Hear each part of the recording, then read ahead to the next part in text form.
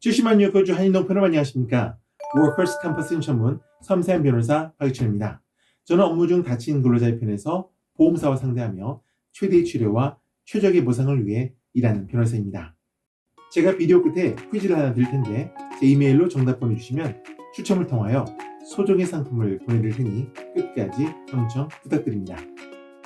많은 사고상의 변호사들이 광고를 하실 때 최대 보상 해결사라는 말을 많이들 사용하십니다. 반면에 전 최적 보상이라는 말을 사용하고요. 워커스 컴퍼센세이션에서는 보상의 기준이 치료와 수술을 받을 만큼 다 받아보았는데 안 낫는 정도입니다. 영어로는 permanency라고 하는데 우리말로는 영구적 보상 정도가 될 것입니다. 치료와 수술 후 안 낫는 정도는 사람들마다 달라서 어떤 분들은 일정 치료 후 말끔히 낫기도 하지만 어떤 분들은 같은 치료를 받아도 한참을 고생하시고 많은 후유증을 나타내십니다. 이렇듯 치료와 수술 후 안 낫는 정도에 있어 사람들마다 차이가 나기 때문에 변호사인 저로서는 최대 보상이라는 말을 함부로 쓸 수 없는 것이죠. 그래서 제가 생각해낸 개념이 최적 보상입니다. 사람마다 체구가 달라 맞는 옷이 다르듯이 의료인마다 영구적 보상의 정도가 다른 까닭에 보상도 달라질 수밖에 없는 것입니다.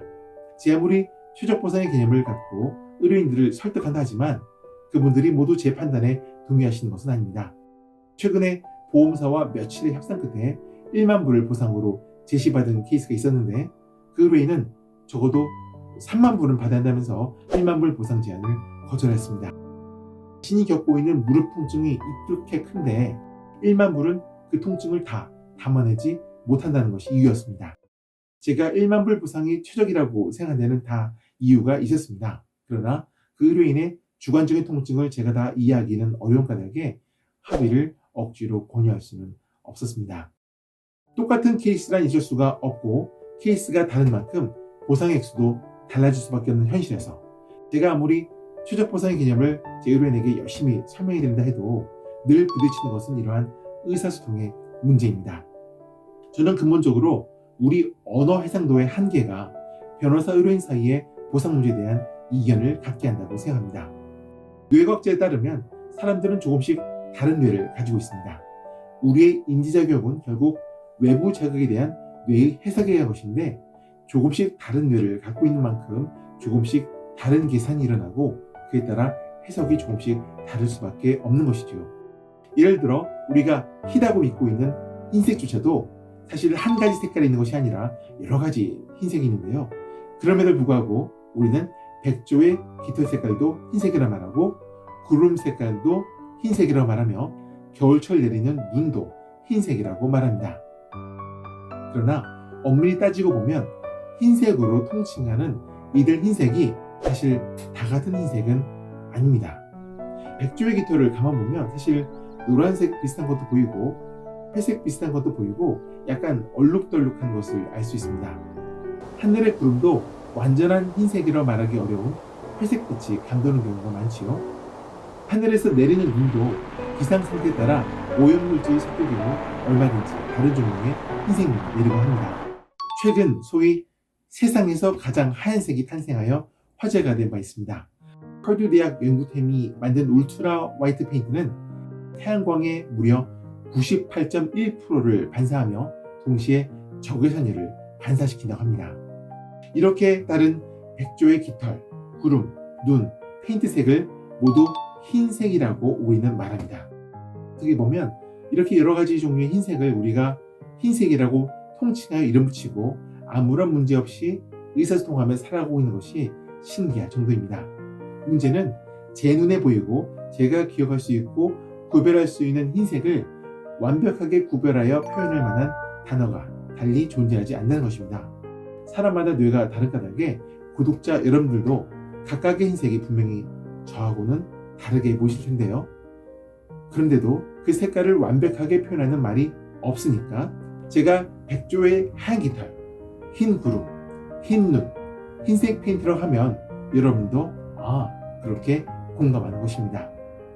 현대 뇌과학이 규명한 것 중 하나가 언어의 해상도가 인식의 해상도보다 훨씬 낮다는 것입니다.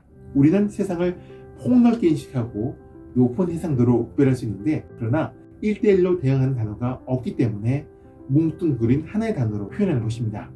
여러 사람과 대화하다 보면 같은 말, 동일한 단어가 오간다 하더라도 각자 생각하는 그 말의 의미가 다른 경우가 허다합니다. 이것은 언어 자체의 속성에서 비롯되는 한계입니다. 이솝우화에도 언어의 한계와 연관된 재미난 얘기가 있습니다. 늑대가 어느 날 고기를 맛있게 먹다가 가시가 목에 걸리고 말았습니다.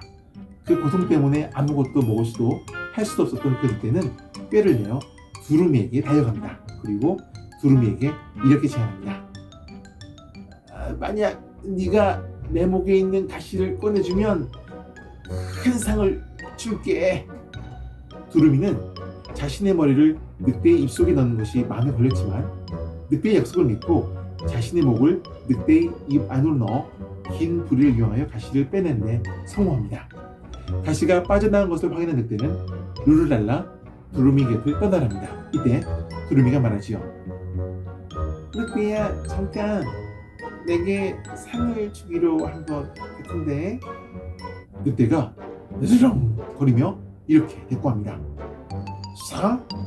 야, 네 머리를 내 입속에 넣고도 살아남았잖아. 그것보다 더 큰 상이 있냐? 두루미와 늑대는 상의 의미를 완전히 다르게 얘기하고 있었던 것입니다.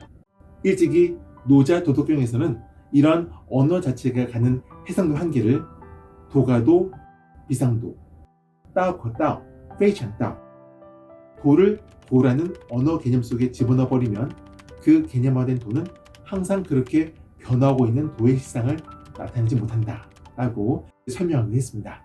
보상 문제에 있어 변호사로서 생각하는 최적과 의뢰인이 생각하는 최적 또한 이런 언어 해상도의 한계 때문에 차이가 일어난다고 저는 생각합니다. 변호사인 저는 Workers' Compensation 보험법이라는 제도권에서 말하는 최적을 말하는 반면 제 의뢰인은 자신이 처한 경제적 상황, 부상에 대한 주관적 통증 그리고 그로 인한 심리적 고통을 근거로 한 최적을 말씀하시는 것이죠.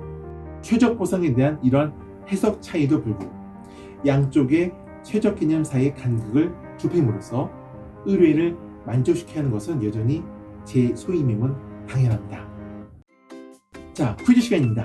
제가 이야기 중간에 이솝우화 얘기를 꺼냈는데 늑대의 목에 걸린 가시를 꺼내준 동물은 무엇인가요? 제 이메일로 정답 보내주시면 추첨을 통해 소정의 상품을 보내드리겠습니다. 이상 의뢰인의 마음을 이해하기 위한 연구를 멈추지 않는 섬세한 변호사 박지철이었습니다. 좋아요 버튼 꾹, 구독 버튼 꾹, 알림 설정 잊지 마시고요. 감사합니다.